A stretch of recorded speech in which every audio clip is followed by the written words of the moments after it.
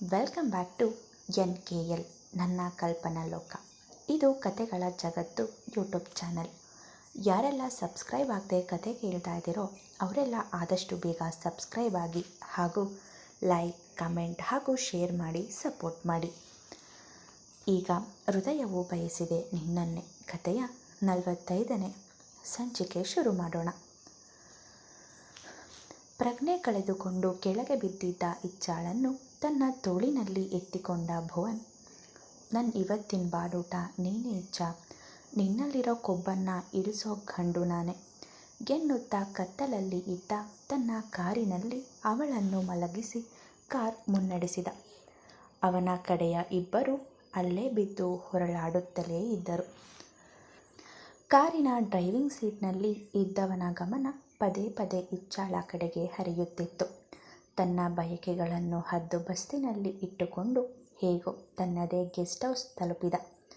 Car ನಿಲ್ಲುತ್ತಿದ್ದಂತೆ ಓಡೋಡಿ ಬಂದ ಭುವನ್ ಸಹಚರ ಕಾರಿನ ಬಾಗಿಲು ತೆರೆದು ನಿಂತನು. ಇಚ್ಛಾಳನ್ನು ಹತ್ತಿಯ ಮೂಟೆಯಂತೆ ಹೆಗಲ ಮೇಲೆ ಹಾಕಿಕೊಂಡು ಮುನ್ನಡೆದ ಭುವನ್ನನ್ನು ಹಿಂಬಾಲಿಸಿದ ಸಹಚರನಿಗೆ ಇದೆಲ್ಲ ಮಾಮೂಲಿ ಸಂಗತಿ. ಭುವನ್ ಇಲ್ಲಿಗೆ ಬಂದಾಗಲೆಲ್ಲ ಇಂತಹ ಕೆಲಸ ನಡೆಯುತ್ತಲೇ ಇರುತ್ತದೆ. ಅವನು ತಿಂದು ತೇಗಿದ ಹೆಣ್ಣಿನ ಮೇಲೆ ತನ್ನ ದರ್ಪವನ್ನು ಪ್ರದರ್ಶಿಸುವ ಕೆಟ್ಟ ಹುಳು ಇವನು. ಭುವನ್ ಕೊಟ್ಟ ಎಂಜಲು ಕಾಸಿಗಾಗಿ ಬೇರೆಯವರ ಮನೆ ಹೆಣ್ಣು ಮಕ್ಕಳ ಬದುಕಲ್ಲಿ ಆಟ ಆಡುವ ಹಂದಿ ಎಂದೇ ಹೇಳಬಹುದು. ನಾನು ಸ್ನಾನ ಮಾಡಿಬರ್ತೀನಿ. ನಾನು ಆಗಲೇ ಹೇಳಿದ್ನೆಲ್ಲ ರೆಡಿ ಮಾಡು, ಯಾವುದೂ ಮಿಸ್ ಆಗಬಾರ್ದು ಎನ್ನುತ್ತಾ ಮುಂದೆ ನಡೆದವನ ಹಿಂಬಾಲಿಸಿದ ಅವನ ಸಹಚರ. ಬೆಡ್ರೂಮಿನ ವಾರ್ಡ್ರೋಬ್ನಲ್ಲಿ ಇದ್ದ ಆಟೋಮೆಟಿಕ್ ಕ್ಯಾಮರಾಗಳನ್ನು ತೆಗೆದುಕೊಂಡು ಅಲ್ಲಲ್ಲಿ ಜೋಡಿಸತೊಡಗಿದ. ಇಚ್ಛಾಳನ್ನು ಬೆಡ್ ಮೇಲೆ ಮಲಗಿಸಿ, ಡ್ಯಾಡಿಯ ಕಾಂಟ್ರಾಕ್ಟ್ ಆಸೆಗೋಸ್ಕರ ನಾನಿಲ್ಲಿ ಬಂದೆ. ಆದರೆ ಇಲ್ಲಿಗೆ ಬಂದ ಮೇಲೆ ಇಂತಹ ಮಜಬೂತಾದ ಹಣ್ಣು ಸಿಗುತ್ತೆ ಅಂತ ಕನಸಲ್ಲೂ ಅಂದ್ಕೊಂಡಿರಲಿಲ್ಲ. ಡ್ಯಾಡಿಗೆ ರೋಡ್ ಕಾಂಟ್ರಾಕ್ಟ್, ನನಗೆ ನೀನು. ನಿನ್ನನ್ನು ಉಪಯೋಗಿಸ್ಕೊಂಡು ಕೋಟ್ಯಾಂತರ ರೂಪಾಯಿ ಮಾಡ್ಕೋತೀನಿ. ಬೇರೆ ಯಾವ ಹುಡುಗಿಯೂ ಮಾಡ್ದ ಜಾದು ನೀನು ಮಾಡಿದ್ದೀಯ. ನಿನ್ನನ್ನು ನೋಡ್ತಾ ಇದ್ದರೆ ಹಾಗೇ ನಶೆ ಇರುತ್ತೆ. ಅದೇನು ತಿಂತೀಯ ಹುಡುಗಿ? ಒಳ್ಳೆ ಕಾಶ್ಮೀರಿ ಆ್ಯಪಲ್ ಥರ ಇದೆಯಲ್ಲ, ಹಾಗೆ ಕಚ್ಚಿ ತಿಂದುಬಿಡೋಣ ಅನಿಸುವಷ್ಟು ಬ್ಯೂಟಿಫುಲ್. ಎಚ್ಚರ ಆದರೆ ಮಾತ್ರ ನಿನ್ನಂಥ ರಾಕ್ಷಸಿ ಇನ್ನೊಬ್ಬರಿಲ್ಲ. ಯಾವ ಪಾರ್ಟ್ಸ್ ಅಂತಲೂ ನೋಡದೆ ಶೇಪೌಟ್ ಮಾಡ್ತೀಯಲ್ಲ. ಈಗ ನಿನ್ನನ್ನು ಮುಡ್ತೀನಿ, ಏನು ಮಾಡ್ತೀಯ? ಏನು ಮಾಡೋಕ್ಕಾಗುತ್ತೆ ನಿನ್ನಿಂದ ಎನ್ನುತ್ತಾ ಅವಳ ಕೆನ್ನೆಯ ಮೇಲೆ ಕೈಯಾಡಿಸಿದನು ಭುವನ್. ಅವಳ ಕೊರಳ ನುಣುಪಿನಲ್ಲಿ ಕೈಯಾಡಿಸುತ್ತಾ, ಬೆಣ್ಣೆ ಥರ ಇರೋ ನಿನ್ನ ದೇಹಕ್ಕೆ ಯಾವ ದುಂಬಿಯ ಸ್ಪರ್ಶವೂ ಆಗಿಲ್ಲ ಅಂತ ನೋಡಿದ್ರೇ ಗೊತ್ತಾಗ್ತಿದೆ ಎನ್ನುತ್ತಾ ಅವಳ ದೇಹದ ಮೇಲೆಲ್ಲ ಕಣ್ಣಾಡಿಸಿದ. ಅವನ ಕ್ರಿಯೆಗಳೆಲ್ಲ ಎದುರು ಇದ್ದವನ ಕೈಯಲ್ಲಿದ್ದ ಕ್ಯಾಮರಾದಲ್ಲಿ ಸೆರೆಯಾಗತೊಡಗಿತು. ಸ್ನಾನ ಮಾಡಿ ಫ್ರೆಶ್ ಆಗಿಬಿಡ್ತೀನಿ, ಆಮೇಲೆ ನಿನ್ನನ್ನು ಮುಡ್ತೀನಿ. ಇವತ್ತದ್ಯಾರು ನನ್ನ ತಡೀತಾರೋ ನಾನು ನೋಡೇ ಬಿಡ್ತೀನಿ ಎಂದವನು ಅವನ ಸಹಚರನ ಕಡೆ ತಿರುಗಿ, ಈ ಕ್ಯಾಮರಾ ಒಳಗಿಡು. ಇದರಲ್ಲಿರೋ ಫೋಟೋಗಳು ನನಗೆ ಬೇಕು, ಮುಂದೆ ಉಪಯೋಗಕ್ಕೆ ಬರುತ್ತೆ ಎನ್ನುತ್ತಾ ಅವಳಿಂದ ದೂರ ಸರಿದು ಸ್ನಾನಕ್ಕೆ ಹೊರಟನು ಭುವನ್ ಅತ್ತ ಹೋಗುತ್ತಲೇ ಅಲ್ಲೇ ಇದ್ದ ಇನ್ನೊಬ್ಬ ಇಚ್ಛಾಳ ದೇಹದ ಮೇಲೆ ಕೈಯಾಡಿಸಿ ತೃಪ್ತಿ ಪಟ್ಟುಕೊಂಡ.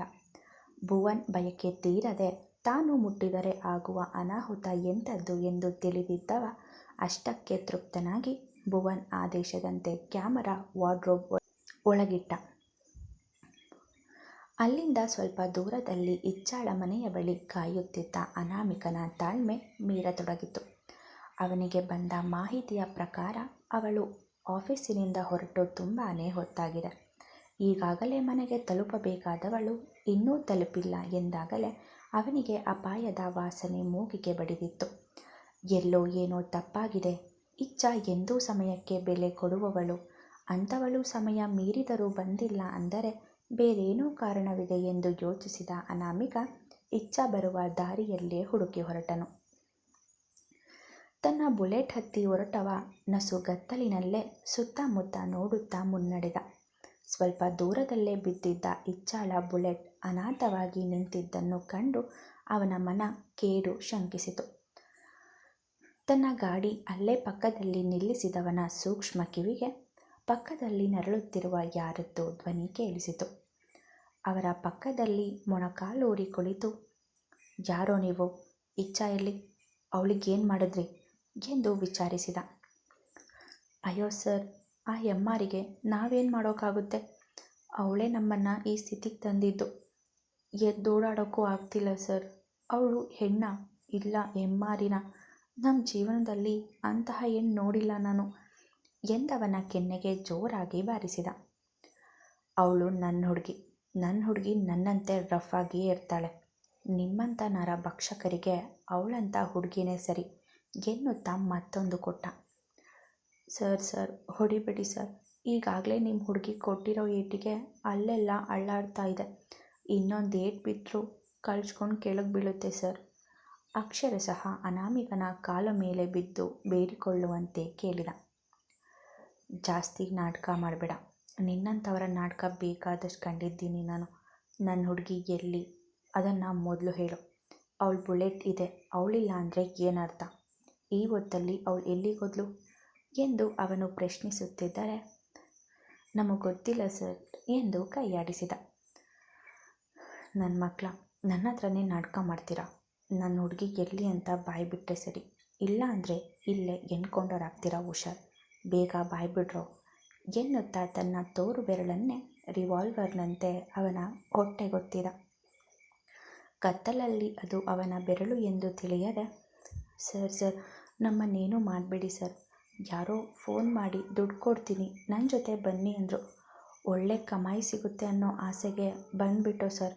ನಮಗೆಲ್ಲ ಹೊಡೆದು ಬೀಳಿಸಿದ ನಿಮ್ಮ ಹುಡುಗಿಯ ಪ್ರಜ್ಞೆ ತಪ್ಪಿಸಿ ಅವರೇ ಎತ್ಕೊಂಡು ಹೋಗಿದ್ದು. ಅವ್ರು ಯಾರು ಅಂತಲೂ ಗೊತ್ತಿಲ್ಲ ಸರ್ ಎಂದವನ ದವಡೆಯ ಮೇಲೆ ಏಟು ಬಿದ್ದಿತು. ಯಾರೋ ಹೇಳಿದ್ರಂತೆ ದುಡ್ಡು ಸಿಗುತ್ತೆ ಅಂತ, ಅದಕ್ಕೆ ಬಂದ್ರಂತೆ. ನಿಮ್ಮ ಜನ್ಮಕ್ಕಿಷ್ಟು. ನಾಳೆ ದಿನ ಹಣದ ಆಸೆ ತೋರಿಸಿ ನಿಮ್ಮ ಹೆಂಡತಿ ಮಕ್ಕಳನ್ನು ನಮಗೆ ಮಾರಿಬಿಡು ಅಂತಾರೆ.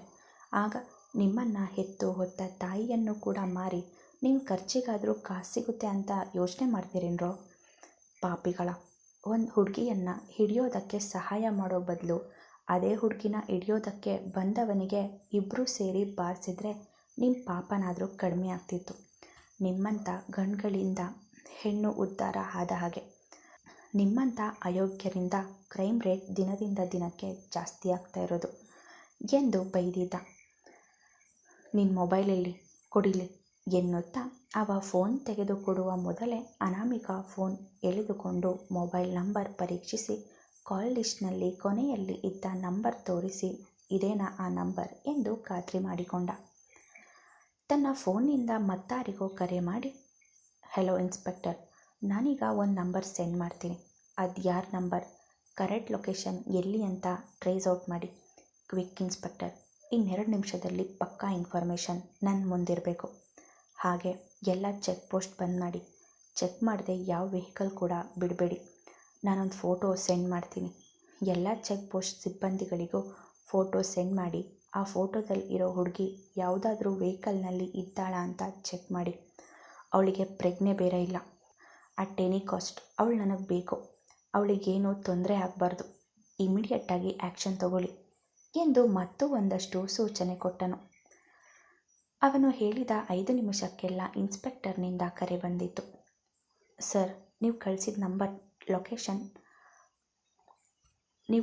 ನಂಬರ್ ಕರೆಕ್ಟ್ ಲೊಕೇಶನ್ನಲ್ಲಿ ಯಾವುದೋ ಗೆಸ್ಟ್ ಹೌಸ್ ಇದೆ ಅಂತ ತೋರಿಸ್ತಿದೆ. ಯಾವುದೋ ಪ್ರೈವೇಟ್ ಗೆಸ್ಟ್ ಹೌಸ್ ಅದು. ನೀವಿರೋ ಪ್ಲೇಸಿಂದ 6 ಕಿಲೋಮೀಟರ್ ದೂರದಲ್ಲಿದೆ. ಲೊಕೇಶನ್ ಸೆಂಡ್ ಮಾಡ್ತೀನಿ ಎಂದವರು ಲೊಕೇಶನ್ ಸೆಂಡ್ ಮಾಡಿದರು. ಗುಡ್. ಚೆಕ್ ಪೋಸ್ಟ್ ಚೆಕ್ಕಿಂಗ್ ಸದ್ಯಕ್ಕೆ ನಿಲ್ಲಿಸಬೇಡಿ. ಆಮೇಲೆ ಏನು ಮಾಡಬೇಕು ಅಂತ ಹೇಳ್ತೀನಿ. ಗೆಸ್ಟ್ ಹೌಸ್ಗೆ ನಿಮ್ಮ ಸಿಬ್ಬಂದಿಗಳ ಜೊತೆಗೆ ಬನ್ನಿ. ಇಲ್ಲಿಬ್ಬರು ನನ್ನ ಕೈಗೆ ಸಿಕ್ಕವರು ಇದ್ದಾರೆ. ಅವರನ್ನು ಹಾಸ್ಪಿಟಲ್ಗೆ ಪಾರ್ಸಲ್ ಮಾಡ್ತೀನಿ. ಹಾಸ್ಪಿಟಲ್ನಿಂದ ಹೊರಗೆ ಕಾಲಿಟ್ಟ ಕೂಡಲೇ ಅವರನ್ನು ಹಿಡ್ಕೊಂಡು ಸರಿಯಾಗಿ ರುಬ್ಬಿ. ಇನ್ನೊಂದು ಸಲ ಕೆಟ್ಟ ಕೆಲಸ ಮಾಡೋ ಮೊದಲು ನಿಮ್ಮ ಏಟು ನೆನಪಾಗಬೇಕು ಬಡ್ಡಿ ಮಕ್ಕಳಿಗೆ ಎಂದ ಅನಾಮಿಕ ಕರೆ ಕಡಿತಗೊಳಿಸಿ ಆ್ಯಂಬುಲೆನ್ಸ್ಗೆ ಫೋನ್ ಮಾಡಿ ಬರ ಹೇಳಿದ.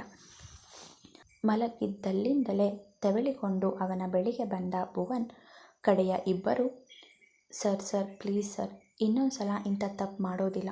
ಇದೊಂದು ಸಲ ಕ್ಷಮಿಸ್ಬಿಡಿ ಎಂದು ಅವನ ಕಾಲು ಹಿಡಿದು ಬೇಡಿಕೊಂಡರು.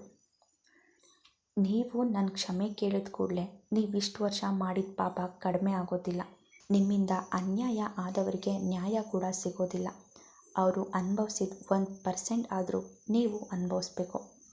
ನನ್ನ ಹತ್ರ ಅಪರಾಧಿಗಳಿಗೆ ದಯೆ, ದಾಕ್ಷಿಣ್ಯ, ಕರುಣೆ, ಕ್ಷಮೆ ಅನ್ನೋ ಪದವೇ ಸಿಗೋದಿಲ್ಲ. ಏನಿದ್ರೂ ಶಿಕ್ಷೆ ಮಾತ್ರ. ಇಷ್ಟು ದಿನ ಮಾಡಿದ್ದನ್ನು ಈಗ ಅನುಭವಿಸಿ ಎನ್ನುತ್ತಾ ತನ್ನ ಬುಲೆಟ್ ಏರಿ ಹೊರಟೇ ಹೋದ. ದೂರದಲ್ಲಿ ಆಂಬ್ಯುಲೆನ್ಸ್ ಕೂಗು ಕೇಳುತ್ತಿದ್ದರೆ ಅಪರಾಧಿಗಳ ಹೃದಯ ಬಡಿತವೂ ಏರುತ್ತಿತ್ತು. ಸ್ನಾನ ಮಾಡಿ ಬಂದ ಭುವನ್ ಮೊಬೈಲ್ ಒಂದೇ ಸಮನೆ ಬಡಿದುಕೊಳ್ಳತೊಡಗಿತು. ಈ ಹೊತ್ತಲ್ಲಿ ಯಾರಪ್ಪ ಡಿಸ್ಟರ್ಬ್ ಮಾಡೋರು ಎಂದು ಗೊಣಗುತ್ತಲೇ ಮೊಬೈಲ್ ನೋಡಿದ. ಪರದೆಯ ಮೇಲೆ ಮೂಡುತ್ತಿರುವ ಅವನ ತಂದೆ ಜಯೇಂದ್ರನ ನಂಬರ್ ನೋಡಿ ಕರೆ ಸ್ವೀಕರಿಸಿ ಮಾತಾಡುತ್ತಾ ಮನೆಯ ಸುತ್ತ ಸುತ್ತಾಡತೊಡಗಿದ. ಅಪ್ಪ ಮಗ ಇಬ್ಬರು ಮಾಡೋದು ನೀತಿಗೆಟ್ಟ ಕೆಲಸಗಳೇ ಆದರೂ ಅವರಿಬ್ಬರಲ್ಲಿ ಭಾರೀ ಹೊಂದಾಣಿಕೆ. ಒಬ್ಬರಿಗೆ ತೊಂದರೆಯಾದರೆ ಇನ್ನೊಬ್ಬರು ಸಹಾಯ ಮಾಡುತ್ತಾ ಎಲ್ಲ ವಿಷಯಗಳನ್ನು ಹೇಳಿಕೊಳ್ಳುತ್ತಿದ್ದರು. ಇಚ್ಛಾಳನ್ನು ಹೊತ್ತುಕೊಂಡು ಬಂದ ವಿಷಯವನ್ನು ಹೇಳದೇ ಇರಲಿಲ್ಲ ಪಾಪಿ ಮಗ.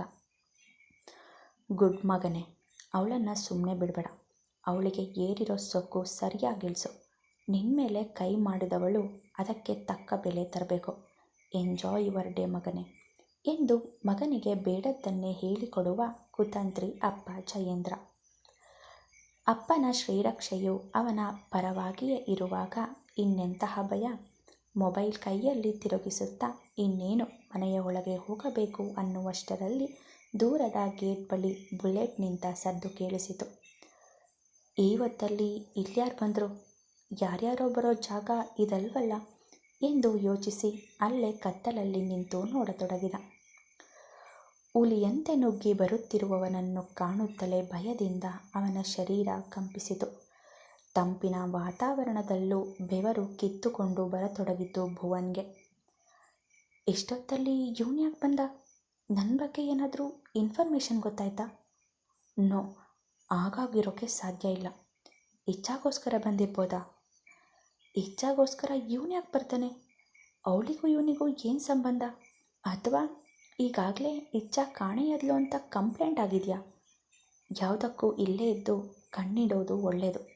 ಅವನು ಹೋದ್ಮೇಲೆ ಒಳಗೋಗೋಣ ಎಂದುಕೊಂಡು ಹೊರಗೆ ಬಚ್ಚಿಟ್ಟುಕೊಂಡು ಅಲ್ಲೇ ಅಡಗಿ ನಿಂತನು ಭುವನ್.